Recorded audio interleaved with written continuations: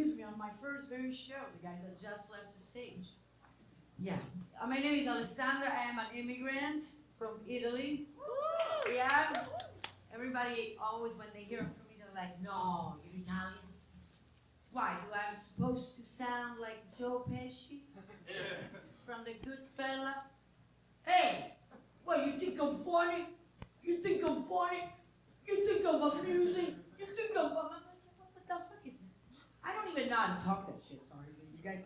I had to watch Joe Pesci the other day in the movie for the first time. I was like, oh, finally I'm learning everything about Italians from New Jersey. I know, right? Yeah. And in fact, it's funny, but my English, I didn't learn English in Italy. I mean, in the United States, sorry. I learned my very first English in India, so I didn't sound like Joe Pesci. When I went back to Europe, I sound like this. And people was like, are you Indian? I'm like, no, why? I had this weird Italian Indian. No, why? Why don't they die? No, that was me. It's funny because when I came to the States, I didn't speak fluent American, American. I had to learn new words, like white trash. Like redneck. One of my favorites, redneck. I'm like, redneck, it's a neck who's red. No, it's a whole thing, redneck. Are you kidding? I saw one day at my parents' house in Phoenix, a worker working on the roof. You guys are aware of Phoenix, it's fucking hot. And if you die in Phoenix, if you don't go to hell, you go right back to Phoenix.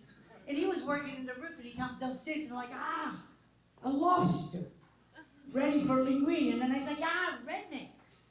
A white guy that works outdoor, he's a worker, he's a contractor. It takes 10 minutes in Italian to explain that. But Americans have this really good way to make things very easy. Redneck, right? A redneck. White trash. What the heck is white trash?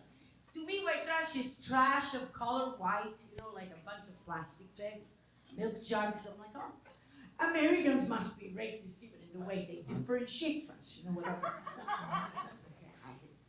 But then people say, no, it's people. It's white people, again, white people with 10 teeth in their mouth, living in squalid condition.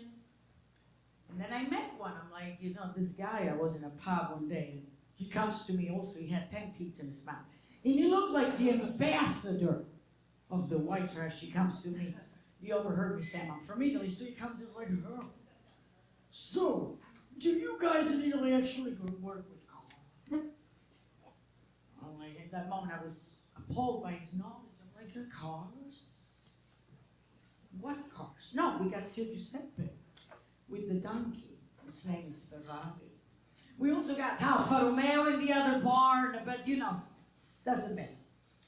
Anyway, that's the story of the white trash, And anybody enjoy Thanksgiving? Because I did. I drove all the way to Phoenix to visit my parents. I drove, you guys. I don't know if you guys are aware of the drive to Phoenix. It's the most boring drive in the history of boring drive. You go from Cowland, you're basically breathing shit while you're driving. And then you go through Jesus is Lord land with all the billboards. Jesus is your Lord.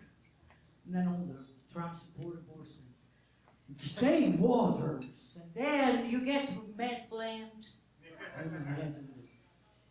Billboards, don't get arrested, whatever.